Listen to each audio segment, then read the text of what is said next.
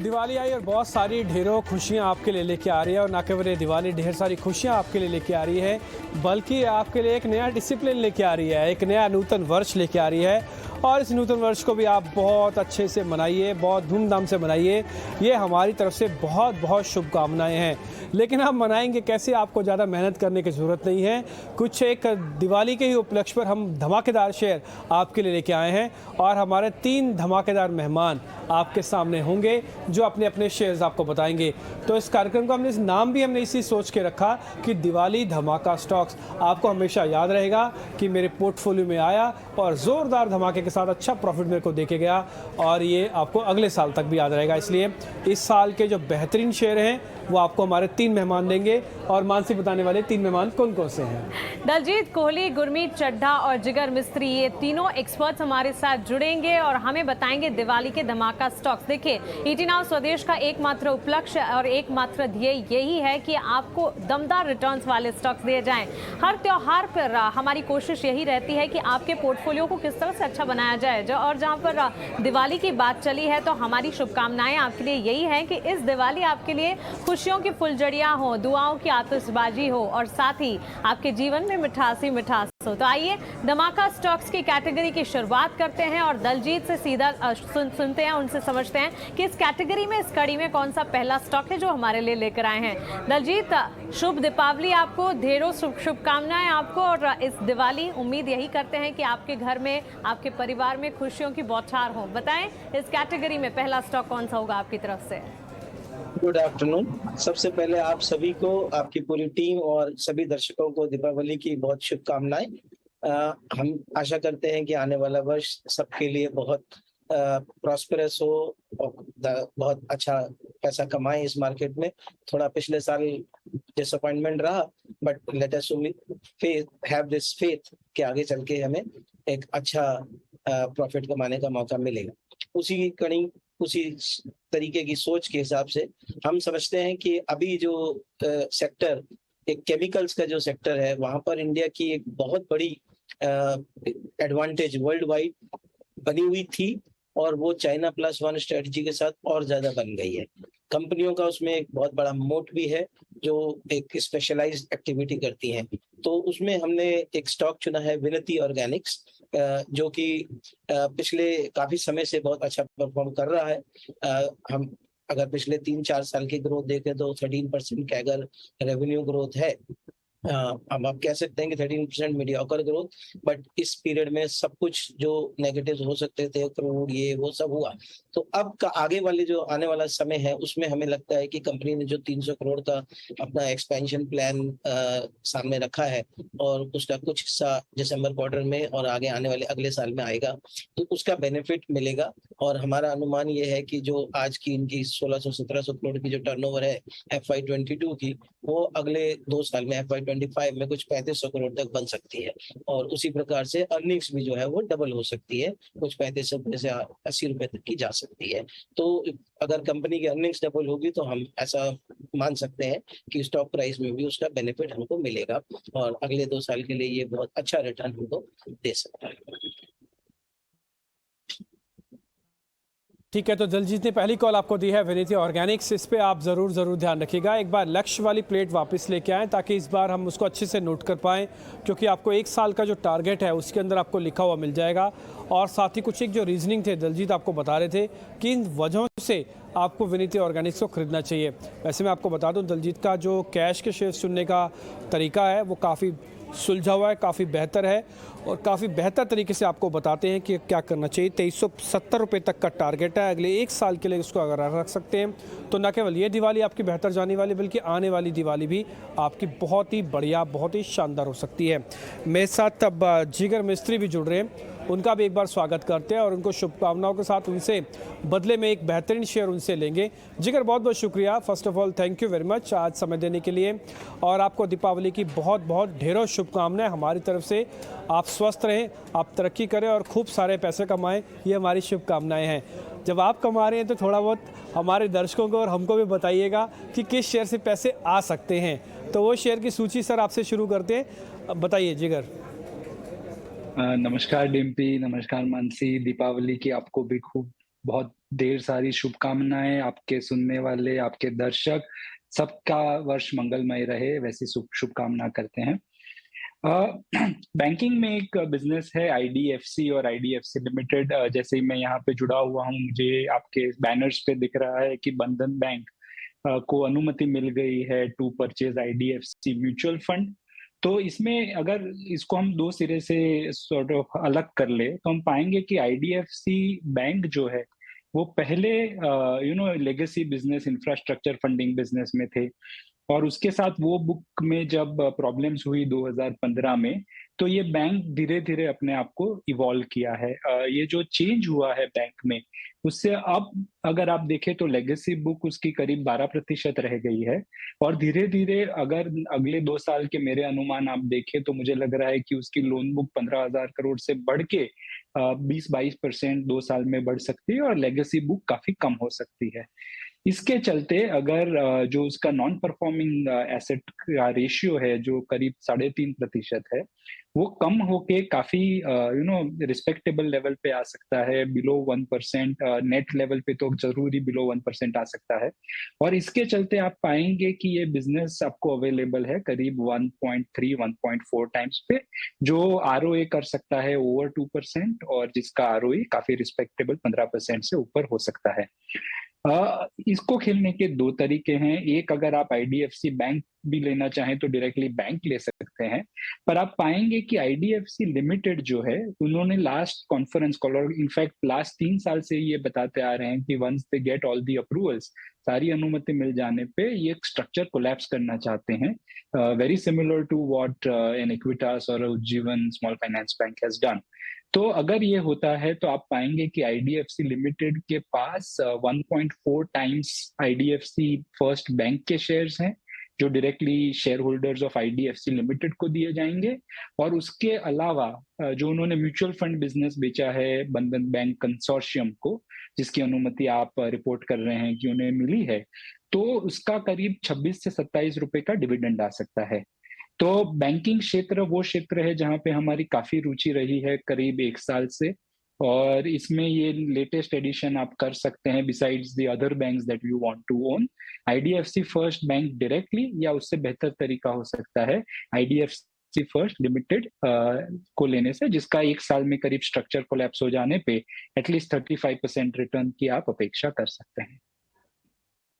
साल के रिटर्न्स की अगर बात करें, आईडीएफसी लिमिटेड करीब 50% के रिटर्न्स स्टॉक ने दिखाए भी हैं। फंडामेंटल्स भी इस वक्त जिगर हमारे सामने रख रहे थे, और हमारी दिवाली धमाका स्टॉक कैटेगरी में 2 स्टॉक्स विनती ऑर्गेनिक्स दलजीत की तरफ से और आईडीएफसी लिमिटेड जिगर की तरफ से आते हुए जो बहुत ही शानदार आपको रिटर्न दे सकते हैं, इसलिए हमने 1-2 नहीं बल्कि 3-3 मेहमान आपके लिए आज बुलाए हैं, ताकि आपको बहुत बेहतरीन तरीके से वो अच्छे शेयर जब्त दे पाएँ।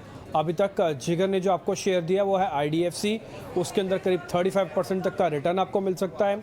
इससे पहले हमने जब दलजीत से बातचीत कर रहे थे तो वो ये कह रहे हैं कि विनीति ऑर्गेनिक्स के अंदर आप ध्यान रखिएगा, ये शेयर एक ध्यान रखने का मतलब कि आपको तेज़ी रखनी है, ध्यान रखने मतलब दोनों तरफ का नहीं है, तो आपको इसमें तेज़ी रखनी है, और इसमें 2370 रुपये तक का टारगेट है। आईडीएफसी के अंदर करीब आज के भाव से 35% तक का आपको रिटर्न मिल जाएगा। इसी सूची को थोड़ा और आगे बढ़ाते हैं, सिर्फ 2 शेयर पे नहीं रुक रहे हैं। दलजीत, बताइए आपकी तरफ से दूसरा शेयर कौन सा है जो बेहतरीन रिटर्न देने जा रहा है? तो दूसरा शेयर हमने चूज किया है अरविंद फैशंस। तो 2 चीजें हमने ओवरराइडिंग प्रिंसिपल रखा जो दिवाली पिक्स के लिए। एक ये कि जो भी स्टॉक अभी हम चूज करें उसका ग्लोबल एनवायरनमेंट के ऊपर कोई बहुत बड़ा असर नहीं होना चाहिए, क्योंकि हम देख रहे हैं कि हमारी इंडिया में तो सब कुछ अच्छा ही चल रहा है, बट मार्केट को जो बार बार प्रॉब्लम्स आ रही हैं वो विदेशी प्रॉब्लम्स की वजह से हो रही हैं। तो अगर हमारी कंपनी पूरी तरह डोमेस्टिक कारोबार पर निर्भर है तो उतनी प्रॉब्लम नहीं होगी उसके स्टॉक प्राइस पे।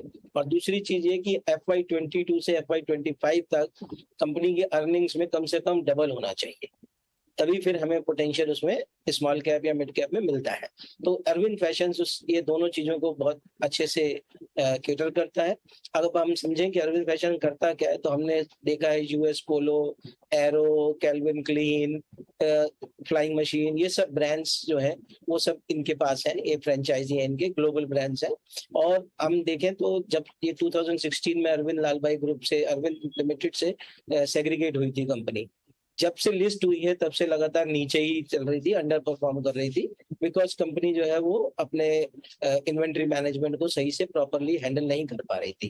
कोविड में इन्होंने ये सब सीखा और अच्छी बात ये हुई कि हालांकि FY21 में 20 में सब बार लॉस बनाया, 22 में पहली बार प्रॉफिट में आए क्योंकि इन्वेंट्री को अच्छे से मैनेज कर पाए, नए प्रोडक्ट लाए और इन्होंने स्ट्रेटजी चेंज की कि अब हम सिर्फ ये जो बड़े ब्रांड्स हैं इनके जो मेन प्रोडक्ट्स हैं जैसे कि टॉप्स या बॉटम्स, उसके साथ साथ हम किड्स वेयर, विमेन वेयर, कुछ फुटवेयर, ये सब चीजों में भी जाएंगे। तो उससे क्या एक्सेसरीज और एंसिलरी बिजनेस से भी इनको काफी अच्छा वर्किंग कैपिटल में मूवमेंट मिला। तो अब जो कंपनी पिछले साल प्रॉफिट में आ गई, हमारा ये मानना है कि इन्वेंट्री टर्नओवर पिछले बार कुछ 4 टाइम्स बढ़ाया।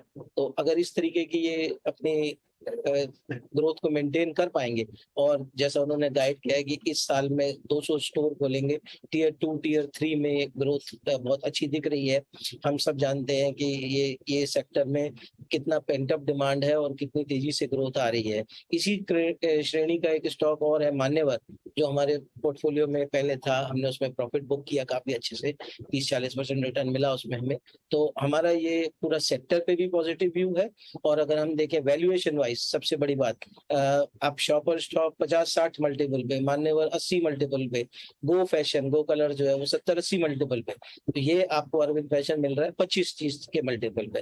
तो अगर यहाँ से री रेटिंग होती है 25 से 30, 40, 35 टाइम पे भी जाता है तो आपको बहुत अच्छे रिटर्न्स यहाँ पे मिल सकते हैं। तो हमारा मानना है कि एक सेफ अच्छा stock domestic consumption play Arvind Fashions देखना चाहिए। तरीके से इस पूरे थीम को भी समझाया है दलजीत ने और साथ ही अरविंद फैशन पर अपना पॉजिटिव आउटलुक भी, लंबी अवधि का ऑलमोस्ट 1 साल का नजरिया आपको लगाना है। और फैशन एंड रिटेल कैटेगरी की अगर बात करें तो अच्छा अट्रैक्शन, अच्छी मूवमेंट यहाँ पर नजर आ रही है और उसमें भी अरविंद फैशन को अगर देखेंगे इस वक्त एक्सपेंशन प्लान्स की स्थिति काफी अच्छी नजर आ रही है। और आपको बता दें इनके इमर्जिंग ब्रांड्स और पावर ब्रांड्स, 2 सेगमेंट और इमर्जिंग ब्रांड्स में जिस तरह का डेवलपमेंट कंपनी कर रही है वो काबिले तारीफ है। 420 तक के टारगेट्स इस वक्त इस कड़ी में दलजीत की तरफ से दूसरा शेयर अरविंद फैशन। लेकिन अब हमारे साथ गुरमीत चड्ढा भी जुड़ गए हैं, उनका भी स्वागत करते हैं। गुरमीत, स्वागत है आपका, अपना समय देने के लिए आपका शुक्रिया। और सबसे पहले तो ईटी नाउ स्वदेश की पूरी टीम की तरफ से दिवाली की आपको ढेरों शुभकामनाएं। धमाकेदार कैटेगरी के स्टॉक्स हम डिस्कस कर रहे हैं, आप बताएं इस कड़ी में आपकी तरफ से पहला शेयर कौन सा होगा? मेरी तरफ से पूरी ईटी नाउ स्वदेश टीम को हैप्पी दिवाली। सॉरी मैं थोड़ा सा लेट हो गया दिल्ली ट्रैफिक की वजह से।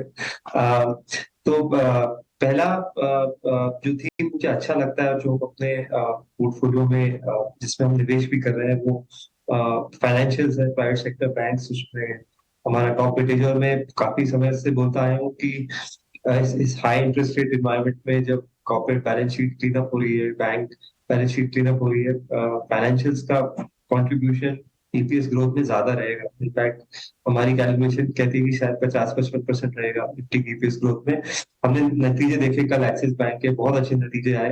हालांकि हम इम्प्रूवमेंट देख रहे थे, बट ये क्वार्टर उन्होंने मार्केट को ऐसा लग रहा है कि ये जो एक ट्रांसफॉर्मेशन हो रहा था एक्सिस बैंक का, जो पिछले 3-4 साल से चल रहा था अमिताभ चौधरी की लीडरशिप में, वो होता दिख रहा है। तो खाली एनआई ग्रोथ 31% आई, in fact quarter on quarter 10% growth आई। क्रेडिट क्वालिटी बहुत इंप्रूव हुई है। हमने देखा जो उनका रिस्ट्रक्चर पूल है वो नीचे आया है।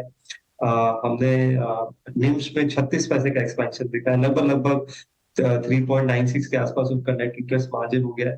तो जब आपका क्रेडिट कॉस्ट कम होता है, मार्जिन बढ़ते हैं, एनआई बढ़ता है, ये एक परफेक्ट कॉकटेल होता है बैंक्स के लिए अच्छे नतीजों के लिए। और अगर एक्सिस बैंक अगले कुछ 2-3 क्वार्टर में ये डेमोन्स्ट्रेट कर पाया कि ये स्ट्रक्चरल है, तो थोड़ा सा जो री रेटिंग होता है प्राइस टू बुक का, वो भी उसको जैसे आईसीआईसीआई बैंक का हुआ है हमें देखने को मिल सकता है। हमें आईसीआईसीआई बैंक भी पसंद है, उसके नतीजे आने वाले हैं। बहुत अच्छा ट्रांसफॉर्मेशन हुआ है। अगेन वहां भी लीडरशिप चेंज के बाद हमने देखा बहुत अच्छा ट्रांसफॉर्मेशन हुआ है। हमें कुछ पीएसयू बैंक भी अच्छे लगते हैं जैसे एसबीआई, और एक छोटे बैंकों में हमें आईडीएफसी फर्स्ट भी अच्छा लगता है। तो हमारा ये मानना है कि आईडीएफसी फर्स्ट का जो एक वो लेगेसी बुक थी, वो अब सिर्फ 5% रह गई है ओवरऑल एसेट्स की। और अब ये जो आप देखेंगे ना, एक आपको डिपॉजिट या लायबिलिटी वॉर फाइनेंशियल्स में देखने को मिलेगा। तो आप अगर देखिए एचडीएफसी बैंक के जब नतीजे आए थे तो उनका डिपॉजिट ग्रोथ 19% आया है, क्योंकि क्रेडिट ग्रोथ बढ़ रहा है, तो जिसका डिपॉजिट ग्रोथ स्ट्रॉन्ग आएगा, जिसका कासा बुक अच्छा है, वो डिफरेंशिएट होगा। तो ये हमें इस एनवायरनमेंट में लायबिलिटी साइड हम यूजुअली सिर्फ लोन ग्रोथ और एसेट क्वालिटी देखते हैं। अगले कुछ समय में आपको लायबिलिटी ग्रोथ पे नजर रखनी। तो यहाँ पे आप गुरमीत की तरफ से भी देख पा रहे हैं एक शेयर, तो कुल मिला के 2 शेयर दे दिए हैं आपको दिलजीत ने, 1 शेयर आपको दिया गुरमीत ने, 1 शेयर आपको जिगर ऑलरेडी दे चुके हैं। तो आपके पास 4 शेयरों की सूची ऑलरेडी तैयार हो चुकी है, लेकिन इस कड़ी में बहुत सारे कुछ और शेयर भी हैं। अगर आप चुनाव करके भी रखना चाहें ना, तब भी आप रख सकते हैं। तो जिगर से रिक्वेस्ट करते हैं, उनकी लिस्ट में एक दूसरा शेयर भी होगा, जरा वो भी हमको बता दें। जिगर, जरा वो बताएंगे दूसरा शेयर कौन सा है? जी डिम्पी, तो एक जो बिजनेसेस हम एक एक्चुअली प्रॉब्लम जो पाए और उसको सॉल्व करने का जो हिसाब है, तो उसमें सॉरी मेरी पिक्चर मुझे फ्रीज होती हुई दिख रही है। Am I audible? आप बिल्कुल ऑडिबल हैं, आप एक बार आप बोलिए। सॉरी। तो हाँ, एक जो हम शहरों में जो एक बड़ी प्रॉब्लम पाते हैं वो ये है कि वेस्ट मैनेजमेंट कोई साइंटिफिक तरीके से नहीं हो पाता। तो अगर आप मुंबई के निवासी हैं तो आप पाएंगे कि देवनार में हमने एक बहुत बड़ा कूड़े का भंडार बना दिया है। और ये प्रॉब्लम होता है कि अगर वेस्ट अनसाइंटिफिक तरीके से हैंडल किया जाए तो उसमें मीथेन गैस ट्रैप होने की आशंका रहती है और it could lead to a disaster in the future. तो एक कंपनी जो है इसमें काफी सालों से काम कर रही है, जो हमारे पोर्टफोलियो में भी है, जिसका नाम है एंथनी वेस्ट मैनेजमेंट, जहाँ पे ये लोग साइंटिफिक तरीके से इसको सेग्रीगेट करते हैं, वेस्ट को, उसको बायोमाइन करते हैं। और उन्होंने ये एक तरीका दिखाया है कि कैसे नॉन हैजार्डस वेस्ट में आप काम करके भी इसमें अच्छे सिरे से शहर को साफ रख सकते हैं। तो ये कांजूरमार्ग में इनका पायलट प्रोजेक्ट था जो काफी अच्छे से परफॉर्म कर रहा है और इंक्रीजिंगली इनको अलग अलग म्यूनिसिपैलिटीज से अब ऑर्डर मिल रहे हैं। तो दिल्ली में एमसीडी से ऑर्डर मिला है, वाराणसी, झांसी, पिंपरी चिंचवड, इन पुणे। तो ये सब जगह से धीरे धीरे जैसे इंडिया इस इकोनॉमी में जैसे अर्बनाइजेशन बढ़ता है और शहर सीखते हैं कि कैसे साइंटिफिकली वेस्ट को मैनेज करना है, वैसे वैसे ये क्षेत्र में काफी बढ़ोतरी की संभावना है।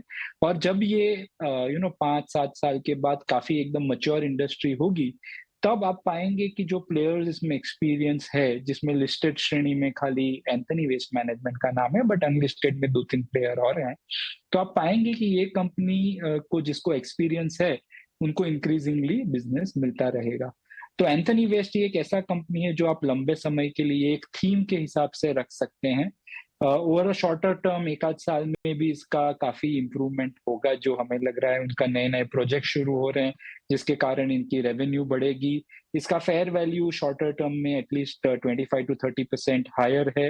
उनके कांजूरमार्ग के प्रोजेक्ट का ही मैं अगर डिस्काउंटेड कैश फ्लो करूं तो आज के प्राइसिंग में खाली उसका रिप्रेजेंटेशन होता है।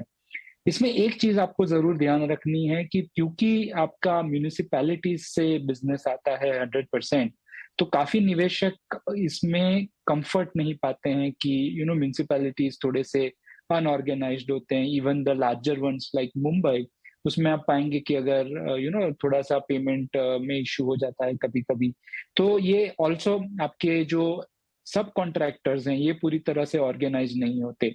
तो ये इफ्स एंड बट्स आएंगे इसमें, पर मुझे लग रहा है कि अगर एक थीम के हिसाब से देखें तो वेस्ट मैनेजमेंट एक अत्यंत इंपॉर्टेंट थीम है और उसमें एंथनी वेस्ट मैनेजमेंट पे is one of the best place to take advantage of this. सही कहा जिगर आपने, वेस्ट मैनेजमेंट एक ऐसा सेगमेंट है जो कि अनटच्ड है। पर्टिकुलरली अगर लिस्टेड कैटेगरी में देखें तो एंटनी वेस्ट हैंडलिंग जो है यही एक प्लेयर है जो कि इस वक्त नजर आ रहा है और फंडामेंटल्स काफ़ी दुरुस्त है, जिसके चलते स्टॉक पर भी नजर रखनी चाहिए। लेकिन दलजीत जी, एक तो आपने स्पेशलिटी केमिकल का स्टॉक दिया, उसके अलावा फैशन एंड रिटेल स्पेस को आपने टच बेस किया, साथ ही आगे क्या quick service, restaurant space, FMCG place भी आपके रेडार पर हैं? बताएं अगली इस कड़ी में अगला स्टॉक कौन सा होगा?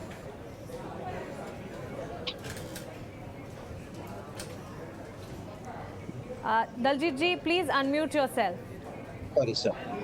तो quick service restaurant Devyani international को हमने किया है जो बेसिकली हम पिज्जा हट और केएफसी के नाम से ज्यादा अच्छे से जानते हैं।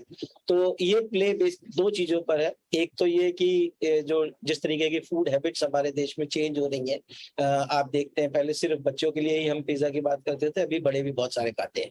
और दूसरा जो चिकन की तरफ जो टेंडेंसी बढ़ती जा रही है, और इनफैक्ट आपको जानकर थोड़े हैरानगी होगी कि चिकन वाले बिजनेस में प्रॉफिट ज्यादा है, और वहाँ ग्रोथ भी काफी बड़ी है। तो ये दोनों चीजों पे केएफसी और एकमात्र ऐसा प्ले है इंडिया में जो हम इस थीम को खेल सकते हैं। और पिज्जा हट में हमारे पास जुबलिएंट है और दूसरे ब्रांड्स भी हैं, बट ये दोनों को कॉम्बिनेशन। दूसरी चीज ये कि अभी अगले 6 महीने में ये पहली बार शायद हिस्ट्री में होगा कि एक वर्ल्ड कप क्रिकेट का चालू है और उसके बाद फिर सॉकर का वर्ल्ड कप चालू होने वाला है। तो जब भी हमने देखा है कि ये जो इंटरनेशनल स्पोर्ट्स इवेंट होते हैं, तो उनका बहुत कोरिलेशन होता है पिज्जा की कंजम्पशन के साथ। समाउ वो क्यों होता है, उसकी शायद बिहेवियरल हमें सोचना पड़ेगा, बट पिछले काफी समय से देखा है कि जब भी क्रिकेट मैचेस होते हैं पिज्जा की कंजम्पशन बढ़ जाती है। तो अगले 2 ये बड़े स्पोर्ट्स इवेंट है जहां पर हमें अगेन ये दोनों चीजों की कंजम्पशन बढ़ते हुए दिख रही है। तीसरी चीज, कंपनी ने पिछले साल भर में कुछ 300 स्टोर खोले हैं, अभी टोटल 1000 स्टोर्स हो गए हैं देवयानी के, और उन्होंने गाइड किया है कि अगले 3 साल में इसको डबल कर देंगे, 2000 स्टोर्स कर देंगे। मीनिंग कि इतना बड़ा ग्रोथ उनको दिख रहा है, again from tier 2, tier 3, tier 4, all types of cities, सब चीज इसमें शामिल हो रही है। तो ये एक बड़ा कंजम्पशन प्ले इंडिया का बन रहा है। हमारे पास इसमें इसी कड़ी का जुबलिएंट फूड भी है दूसरे स्टॉक्स में, और दिवाली पिक के लिए हमने देवयानी इंटरनेशनल को चूज किया है। एक डिस्क्लेमर दे दें कि जितने भी स्टॉक्स की हम बात कर रहे हैं ये हमारे क्लाइंट्स को रेकमेंडेड है। क्लाइंट्स, कंपनी मैनेजमेंट, उनकी पोजीशंस हो सकती है, बट मेरी पर्सनल पोजीशन किसी भी स्टॉक में नहीं है। डिस्क्लोजर भी रहा, और आप ये कह भी नहीं है कि आपके क्लाइंट्स के पास तो होगा, और होना भी क्यों ना चाहिए। आपके क्लाइंट्स और हमारे दर्शक आपसे अलग थोड़ी ना है। भले आपके क्लाइंट नहीं है, लेकिन हमारे दर्शक आपके साथ कनेक्टेड तो हैं दलजीत जी। और दूसरी एक और बात है, दलजीत हमारे साथ हैं, हमारे साथ गुरमीत हैं। जब दो सरदार हमारे साथ एक ही शो में जुड़ जाए, खाने पीने की बात कैसे ना हो, ये तो हो ही नहीं सकती। तो दलजीत जी ने देवयानी बता दी, और वैसे मैं आपको बता दूं, गुरमीत जी ने कल परसों ट्वीट किया। गुरमीत जी कल ही किया ना अपने ट्वीट, और छोले भटूरे के बारे में जो आप बता रहे थे उसके फ़ायदे, वो बता भी रहे थे कि आप लोगों को बताइएगा कि इसके क्या क्या फ़ायदे होते हैं। तो कल ही किया ना अपने ट्वीट, कल या परसों में।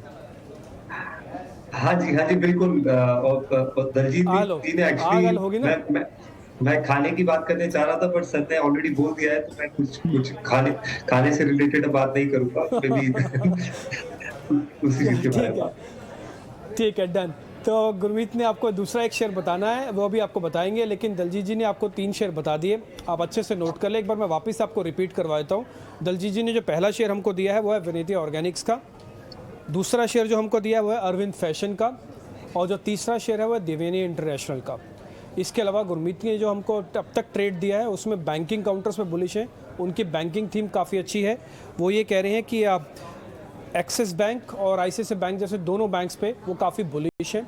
जिगर हमसे 2 शेयर बता रहे हैं। जिगर कह रहे हैं कि एंटनी वेस्ट आप ध्यान रखें, ये उनका वेस्ट मैनेजमेंट से जुड़ी हुई एक रिनोन्ड कंपनी और लिस्टेड कंपनीज में से एक है। और एक शेयर है आईडीएफसी लिमिटेड, वो भी उनकी लिस्ट में है। इन सभी शेयर्स के टारगेट, स्टॉप लॉसेस या फिर ड्यूरेशंस आपकी स्क्रीन पर लगातार आ रही है।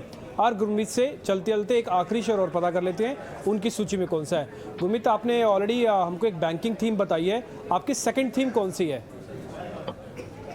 मुझे इंडियन मैन्युफैक्चरिंग में काफी रिवाइवल दिख रहा है, स्पेशली इलेक्ट्रॉनिक मैन्युफैक्चरिंग सर्विसेज और डिफेंस में। क्योंकि मुझे कवर करना है तो मैं डिफेंस कवर करता हूँ। आज आपने आर्मी चीफ का सुबह स्टेटमेंट देखा होगा कि डिफेंस प्रोक्योरमेंट लोकली लगभग अगले 4-5 साल में 8 लाख करोड़ का हो सकता है। तो ये बहुत बड़ा अपॉर्चुनिटी है, डोमेस्टिक का भी और एक्सपोर्ट का भी। तो इसमें हमारे पोर्टफोलियो में 2-3 स्टॉक्स हैं जो हम कवर करते हैं। पहला HAL है, बहुत अच्छा इस साल का रिटर्न रहा है, पिछले 2-3 साल में अच्छा किया। आप देखिए अगर उसका 2018 से 22 का अगर आप प्रॉफिट ग्रोथ देखेंगे तो वो भी 14-15% है। लार्जेस्ट डिफेंस PSU है। मैं बताना चाहूंगा ये डिजाइन, मैन्युफैक्चर, अपग्रेड, रिपेयर और जो स्ट्रक्चर्स होते हैं हेलीकॉप्टर्स के, एरोनॉटिक्स के, एरोस्पेस इंजन्स के, इन चीजों में एचएएल की महारत है।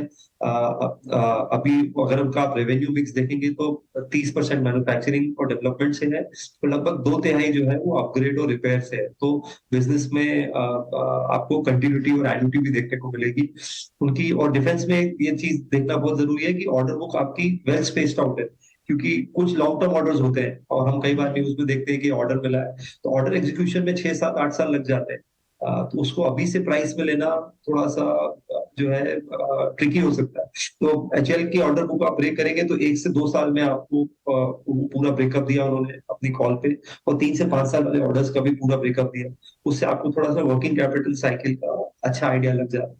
तो 1 से 2 साल में उनके पास काफी सारे ऑर्डर है लाइट वेट हेलीकॉप्टर्स के, सुकोई के और काफी सारे और चीजों पे, और 3 से 5 साल में भी उनके पास काफी अच्छे ऑर्डर्स है।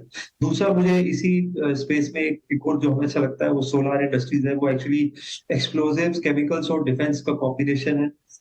इंडिया में एक्सपोर्ट्स में उसका 70% शेयर है, एक्सप्लोजिव में लगभग 30% शेयर है। काफी अच्छा कर रहा है पिछले 1 से 1.5 साल से। ऑर्डर बुक लगभग 4,000 करोड़ का है। उनका सबसे बड़ा क्लाइंट कोल इंडिया है। तो एक तो बेसिक जो साइकिल है वो उसमें हमें स्ट्रेंथ देखने को मिल रही है। तो डिमांड एक्सप्लोजिव्स की, इंडस्ट्रियल एक्सप्लोजिव्स की ज्यादा है, एक्सपोर्ट डिमांड भी स्ट्रांग है, और डिफेंस ऑर्डर पे भी वो काफी काम कर रहे हैं। तो पीछे उन्होंने उनको हैंड ग्रेनेड्स का ऑर्डर मिला है, रॉकेट एम्यूनेशन और एरियल कमांड सेक्टर में है। तो इसमें हमें ये 2 थीम्स अच्छी लगती है डिफेंस की। बिल्कुल, तो चलिए, जहां speciality chemicals, fashion and retail और बैंक्स एंड फाइनेंशियल्स की बात चल रही थी, वहीं गुरमीत ने डिफेंस स्पेस जो कि लगातार फोकस में है इसका भी जिक्र किया और हिंदुस्तान एरोनॉटिक्स लिमिटेड और सोलर इंडस्ट्रीज जैसे स्टॉक्स पर अपनी राय रखी। और क्यों ना हो, डिफेंस एक्सपो में जिस तरह का दमदार प्रदर्शन, मेक इन इंडिया की जिस तरह से एक बड़ी पहल होती हुई दिखी है और डिफेंस क्षेत्र पर जिस तरह सरकार का लगातार फोकस है, इस सेक्टर से जुड़े सारे के सारे स्टॉक्स हैं जिसमें लगातार अच्छे ट्रेंड्स बनते हुए दिखे हैं और आने वाले दिनों में भी अनुमान यही है। गुरमीत जी, जिगर जी और दलजीत जी, आपका बहुत शुक्रिया हमारे साथ जुड़ने के लिए और इस खास पेशकश में अपने दमदार स्टॉक्स हमारे साथ शेयर करने के लिए। तो ये दिवाली स्पेशल धमाका स्टॉक्स आपके टीवी स्क्रीन पर आपने देखे, कुल मिलाकर 9 स्टॉक्स जो कि आपके पोर्टफोलियो को देंगे दमदार रिटर्न्स दिवाली से दिवाली तक। फिर से हमारे सारे दर्शकों को दिवाली की ढेरों शुभकामनाएं। इस खास पेशकश में इतना ही, हमें दीजिए इजाजत, लेकिन आप बने रहें